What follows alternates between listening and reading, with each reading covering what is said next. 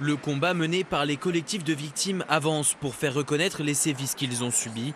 60 nouveaux témoignages, longtemps gardés secrets, devraient être reçus par la justice.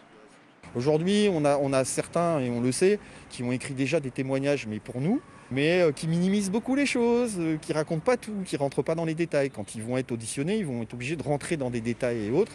Et je pense que pour certains, ça va être salvateur. Au total, plus de 250 témoignages ont été réunis entre les deux collectifs. En juin dernier, nous avions rencontré François. Il nous avait confié l'horreur de ces 5 années passées dans l'ancien collège Saint-Pierre, au Relecq-Kerhuon. Quand on ne savait pas, on nous mettait à genoux devant l'estrade.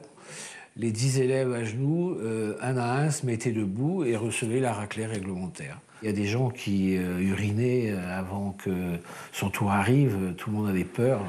À Sainte-Ursule, les faits décrits sont similaires, un climat de violence et de terreur.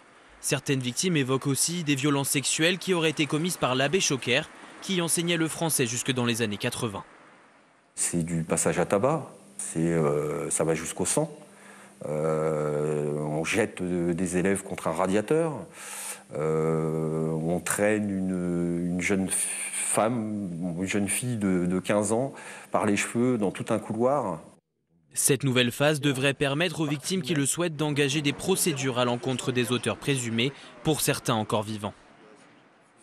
Nous, on a prévu dans notre collectif, c'est que chacun va être individualisé par la suite. C'est-à-dire qu'il y a le témoignage et il y aura la question de savoir si on dépose plainte ou pas. Et à partir de ce moment-là, ça regarde chacun. C'est donc une nouvelle étape majeure pour les collectifs du Finistère. En parallèle, le diocèse de Quimper et du Léon s'est dit prêt à écouter l'ensemble des victimes qui souhaiteraient s'exprimer.